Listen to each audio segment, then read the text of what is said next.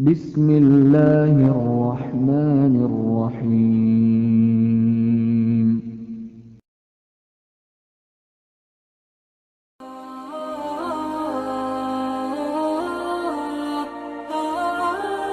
Gimana caranya kita ngerasain semangat pergi ke masjid atau semangat menyebut nama Allah, semangat melibatkan Allah itu kayak semangat kita nge-break ketika kita dalam bekerja atau mungkin break me time kalau untuk kita pribadi gitu ya, butuh me time ketika kita penat dengan urusan keluarga, kita penat dengan urusan pekerjaan, kita capek dengan berbagai macam masalah, akhirnya kita butuh waktu untuk sendiri.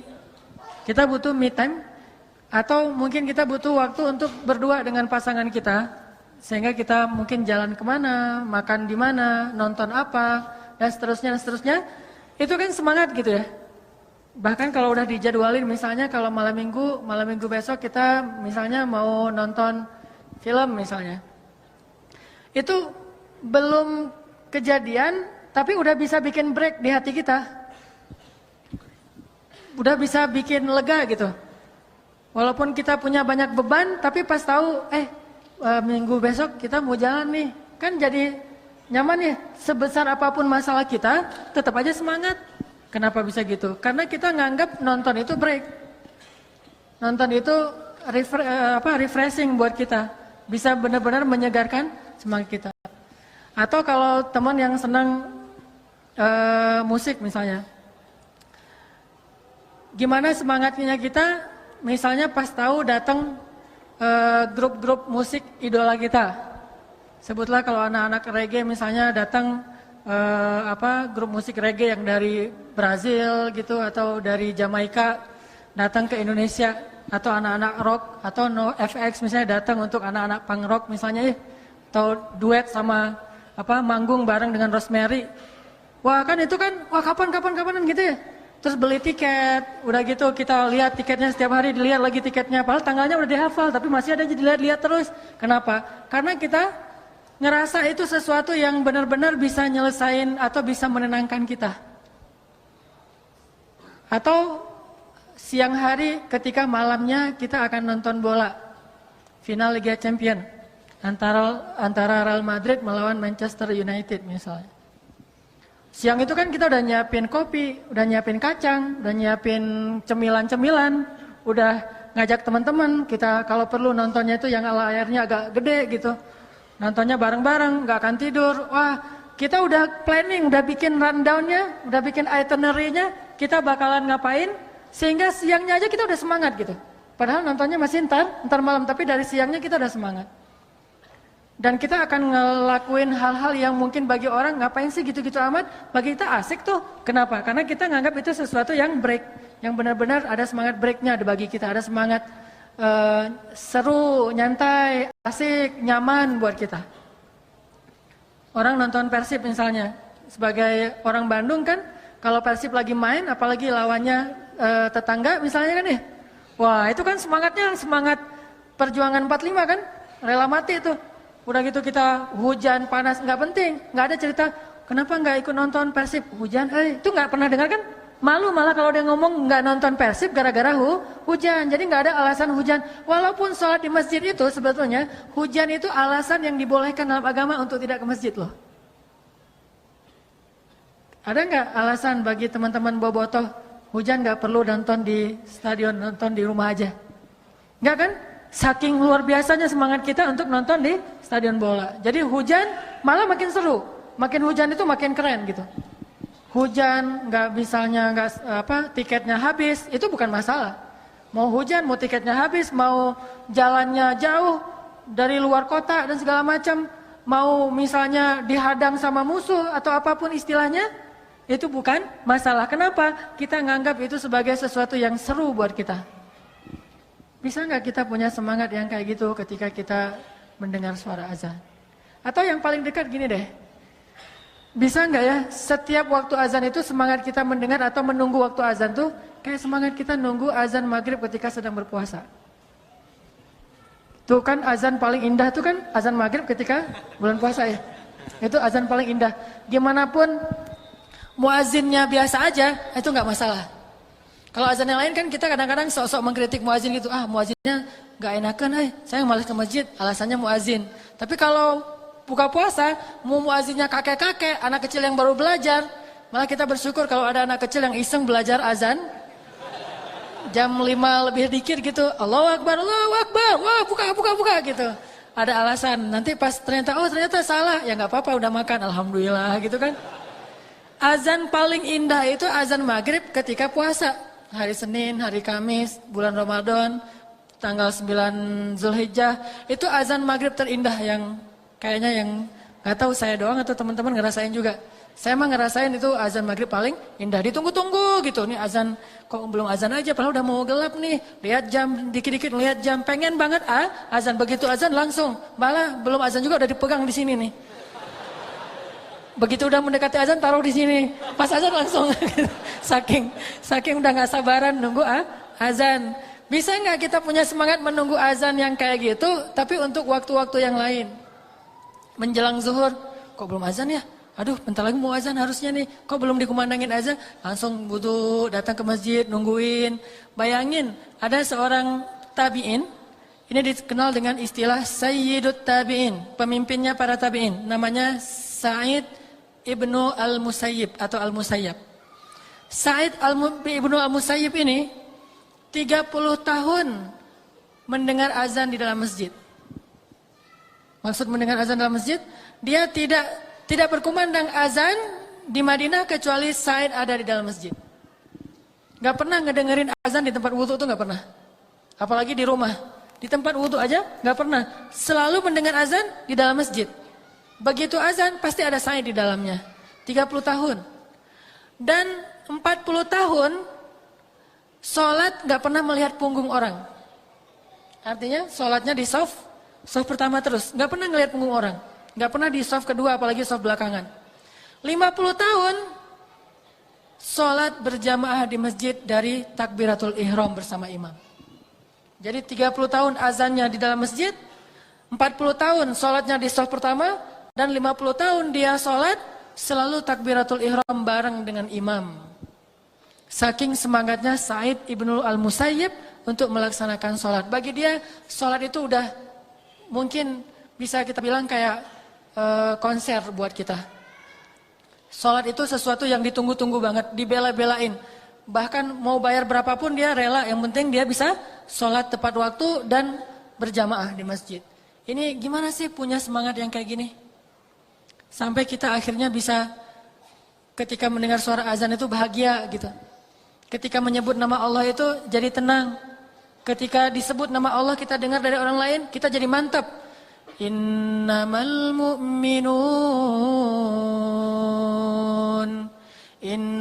mu'minuna alladzina idza dzukirallahu wajilat qulubuhum. Mukmin yang sebenarnya jika disebut nama Allah hatinya gemetar. Wa idza tuliyat 'alaihim ayatuhu zadathum imana. Kalau dibacakan ayat Allah, imannya bertambah. Wa 'ala rabbihim yatawakkalun. Bertawakal kepada Allah Subhanahu wa taala, berserah diri kepada Allah. Bisa nggak sih pas dengar azan kalimat Allahu Akbar, Allahu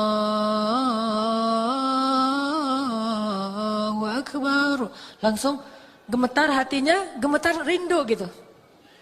Kita pengen banget, saya pribadi tuh pengen banget begitu dengan azan tuh rindu gitu. Aduh dipanggil sama kekasih saya nih, langsung wudu, langsung datang ke masjid dengan perasaan berbunga-bunga, bahagia, dipanggil. Kayak kita di miss call oleh calon kita. Saya bilang calon ya. Kalau saya mah di miss call sama istri. Tapi beda sih di miss call sama istri sama calon gitu beda. Di miss call sama calon itu lebih cepet datangnya gitu ya. Di miss call sama istri ini pasti mau nagih uang bulanan ini mah. Coba bayangin di miss call oleh istri kita, di miss call oleh calon kita. Atau mungkin bagi sebagian orang di miss call oleh pacarnya. Itu miss call tuh di capture sama dia. Lagi miss call keluar suara dia yayang gitu ya. Capture, langsung capture. Jam, tanggal, dan segala macam di capture, wah bangga dilihat-lihat. Sekali dapat SMS, dihafal SMS-nya. Cuma satu SMS yang dia nggak berani hafal. Lo gue N, itu nggak dihafal sama dia. SMS putus. Kalau SMS, ya saya terima.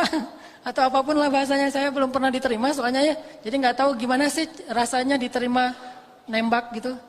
Bilang, aku suka lo sama kamu mau nggak jadi pacar aku? Terus dia jawabnya gimana sih? Kalau ya, saya soalnya keseringan dibilang enggak sih, soalnya jadi enggak. Jadi nggak ngerti rasanya iya tuh gimana gitu.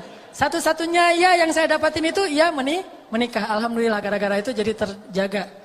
Kalau iya untuk jadi pacar belum pernah, jadi nggak tahu rasanya gimana gitu. Yang sering itu enggak malas gitu banget sih sama saya. Jadi gimana bahagianya kita mendapatkan panggilan dari orang yang menurut kita cintai, kekasih kita, idola kita dan seterusnya. Bayangin gak usah kekasih, idola kita aja nge-like postingan kita kan bahagia banget tuh.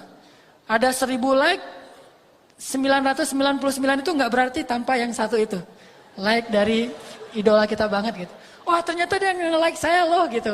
Langsung nunjukin postingan berikutnya apa, like itu yang diposting gitu. Jadi dapat like dari yang kita idolain itu di capture, diposting lagi. Di like lagi sama dia 2 kali, akhirnya dia malas juga, akhirnya dia unfollow.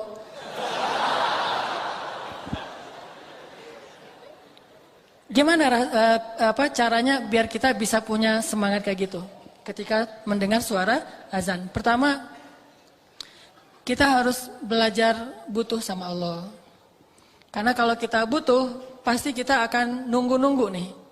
Kalau kita ngerasa butuh sama Allah, pasti kita akan lebih ringan untuk datang kepada Allah. Analogi paling gampang tuh, saat kita dalam banyak masalah kan kita jadi gampang sholat ya. Kalau lagi banyak masalah, sholatnya khusyuk.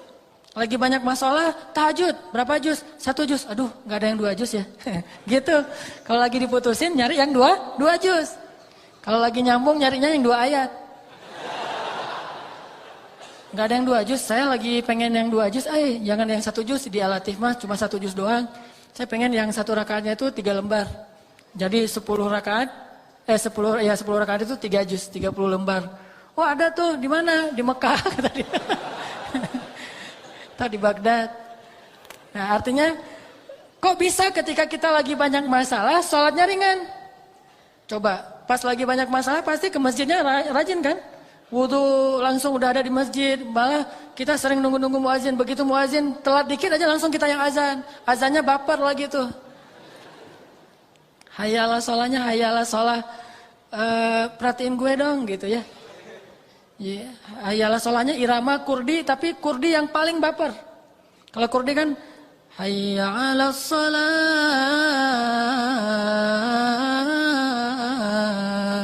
ini lebih baper dari itu. Sampai ada serak-serak basahnya.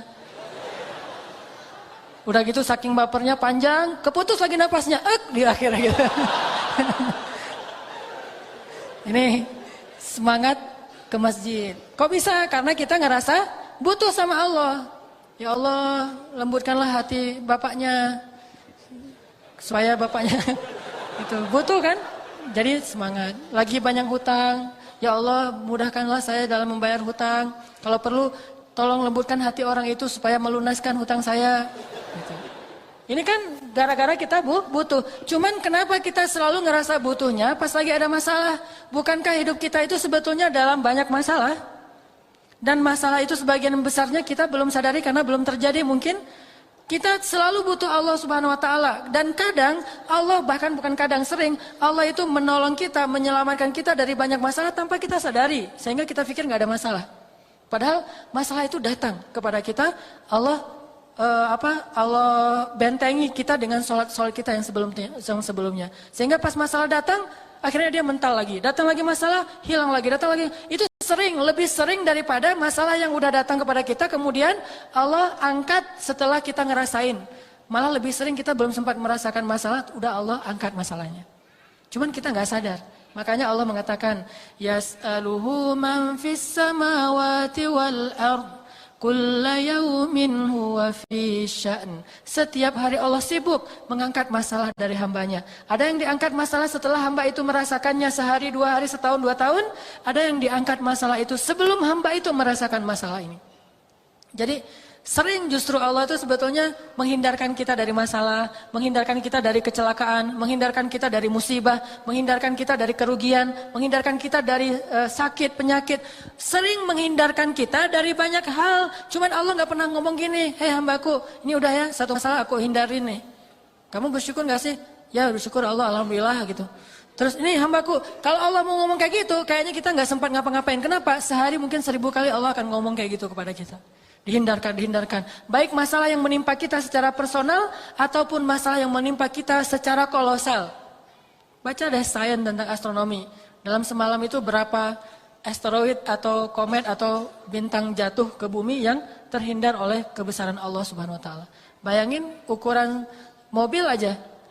Walaupun ukurannya gede terus sampai bumi karena terkikis oleh gravitasi jadi seukuran mobil kena rumah kita, kan lumayan tuh. Bayangin, kalau Allah tidak menghindarkan. Makanya Allah mengatakan di dalam Al-Quran, bagaimana kami menjaga kalian dari langit dan dari bumi di dalam surat Al-Muluk. Apakah kalian merasa aman? Padahal Allah Subhanahu Wa Taala lah yang menjaga kalian di langit dan di bumi. Terus siapa yang memberi kalian minuman, memberi kalian udara dan segala macam. Allah tuh banyak ngasih kebaikan buat kita. Yang harusnya kemarin kita ketularan dengan penyakit seseorang, tapi Allah hindarkan kita nggak ketularan, yang ketularan teman kita. Akhirnya kita jadi menjenguk dia, bukan dia yang menjenguk kita. Kok bisa? Kita nggak sadar aja. Bukankah kita sering harusnya menjenguk teman, dijenguk oleh teman kita, malah kita yang menjenguk dia kan ya? Sama kayak saya sama teman pergi misalnya lagi ke Batu Karas. Ternyata kita sama-sama digigit nyamuk di sana mah. Nyamuk DBD. Pas udah digigit nyamuk pulang baru di jalan dia udah sakit. Akhirnya pas sampai di Bandung saya ngejenguk dia. Walaupun seminggu kemudian dia jenguk saya sih. Tapi setidaknya harusnya mungkin bukan saya doang. Saya, dia dan beberapa teman yang lain rata-rata pernah kegigit nyamuk lah karena di sana banyak nyamuk. Cuma kenapa kita berdua doang yang sakit walaupun dia duluan kemudian saya. Bayangin kalau yang lain juga kena. Yang lain yang nggak kena DB itu mungkin ngerasa saya mah nggak kena sakit. Padahal mungkin dia pantas juga untuk dirawat di rumah sakit, tapi Allah menghindarkan musibah itu dari dia. Dia aja nggak sadar. Dan itu sering terjadi dalam hidup kita. Maka kita harus selalu ngerasa butuh 24 jam dalam sehari, setiap detik kita butuh kepada Allah. Sehingga setiap kali Allah panggil, udah saya emang butuh sama Allah, udah datang ke Allah. Apalagi memang nyata-nyatanya secara zahir, emang kita punya banyak masalah. Wajah-wajah kita kan wajah-wajah bermasalah nih. Banyak masalah gitu. Ketika kita lagi ngerasa sangat banyak masalah, maka sholat itu harusnya benar-benar jadi break kita dari masalah-masalah kita. Nggak nyaman hatinya, perasaannya, lagi tadi mungkin baru ramai dengan pasangan, baru dimarahin sama orang tua, baru ada masalah sama teman, baru ngalamin sesuatu yang nggak nyaman. Hayalah sholat, udah datang aja ke Allah karena ngerasa butuh. Karena kita yakin begitu kita datang kepada Allah, kita libatkan Allah, Allah akan ikut menolong kita dalam masalah kita. Itu pasti. Tapi kalau kita nggak pernah ngelibatin Allah, nggak usah nuntut-nuntut Allah. Allah akan bilang, emangnya kamu ngelibatin saya? Bukankah kamu nggak pernah datang ketika saya panggil? Atau datangnya males-malesan, sekedar menunaikan kewajiban doang dan itu juga belum tentu sah? Coba datang sebagai orang yang butuh kepada Allah, pasti kita akan ngerasa lebih nyaman. Lebih semangat untuk sholat. Dan kalau perlu gini aja nih, begitu azan ingat masalah. Apa yang kita pengen, masalah mana yang kita pengen tuntasin dulu. Pas Allahu Akbar, Allahu Akbar. Wah, saya pengen lamar kerja. Datang ke Allah, Allah saya pengen dapat kerjaan yang halal. Udah. Besok Allahu Akbar, Allahu Akbar. Saya baru ketemu cewek, cuma saya nggak tahu namanya, nyari di mana ya? Ya tanya ke Allah aja deh, gitu. Datang ke Allah, ya Allah, mudah-mudahan saya ketemu lagi dengan dia. Kalau kedua kali ini saya nggak akan sia-siakan nih kesempatannya nih, langsung PDKT kenalan gitu ya. Yang pertama tadi kan agak-agak jaim, ngeliat-lihat sekali atau ngelihatnya lewat spion. Tapi kalau yang ini mah, wah udah nggak ada basa-basi, Neng, boleh tukar nomor HP gitu. Ya boleh, ternyata dia kasih nomor handphonenya, nomor handphone yang udah expired. Pas ditelepon nomornya tidak terpasang gitu ya. Jadi akhirnya nggak nyambung. Minta ke Allah, terus Allahu Akbar lagi. Saya pengen punya anak. Allahu Akbar lagi. Saya pengen apa gitu. Setiap Allahu Akbar minimal belajar ada pengennya dulu deh. Dan insya Allah selalu kita butuh Allah. Dan gak usah khawatir, pedagang banget sih. Asal datang ke Allah minta sesuatu. Gak masalah. Allah itu suka dimintai. Allah itu suka dicurhatin. Allah itu suka kalau hambanya itu merengek di hadapan Allah. Istilah bahasa Arabnya itu ilhah. Allah itu suka kepada hamba yang suka ilhah, merengek. Allah gitu. Ngomong, ada apa ya abdi, ada apa? Allah ini ada masalah dikit nih. Kenapa? Aduh saya mah jerawatan Allah, gimana ya caranya? Ini bukan main-main ya. Kenapa? Karena Nabi bilang apa? Mintalah kepada Allah walaupun garam. Jadi kalau urusan sepele kayak garam aja minta ke Allah, apalagi urusan jerawat, kan itu lebih berbahaya itu. Menentukan nasib kita kan jerawat mah ya. Apalagi jerawatnya gede di hidung satu, di ini satu, kelihatan banget. Kan menentukan nasib banget. Kamu orangnya jorok, gak mau sama kamu kan gitu ya. Makanya jerawat itu bukan masalah sepele. Kalau garam aja kita minta sama Allah, apalagi bab jerawat. Allah, kenapa wahai hambaku pengen langsing, gitu. Pengen langsing minta sama Allah. Allah, kenapa hambaku pengen ada kumis, udah pakai wadoyok belum keluar juga, gitu. Minta sama Allah. Bukan kumis, mungkin janggut kali ya. Saya pengen ikut sunnah ya Allah, cuman saya mah bukan ingkar sunnah, memang nggak ada kumis ya Allah, udah nggak ada janggut, udah dikasih banyak segala macam kemiri, wadoyok, segalanya belum keluar juga sehelai gini ya Allah, malah jadi aneh gitu. Malah jadi aneh. Minta kepada Allah walaupun gak garam. Tapi bukan bermain-main dengan Allah. Karena kita ngerasa Allah mah tempat segala meminta.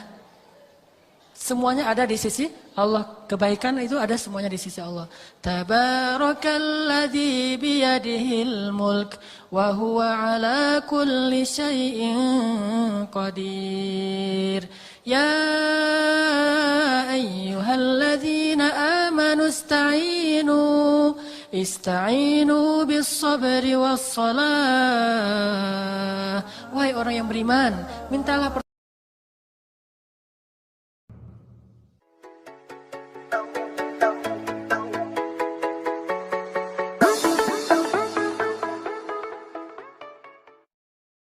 Bismillahirrahmanirrahim.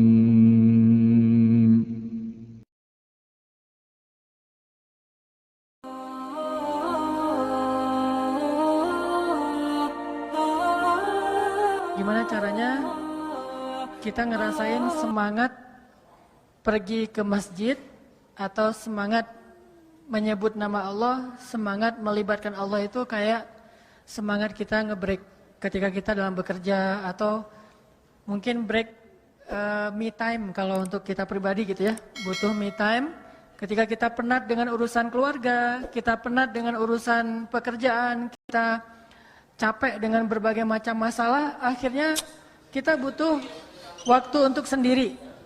Kita butuh me time atau mungkin kita butuh waktu untuk berdua dengan pasangan kita.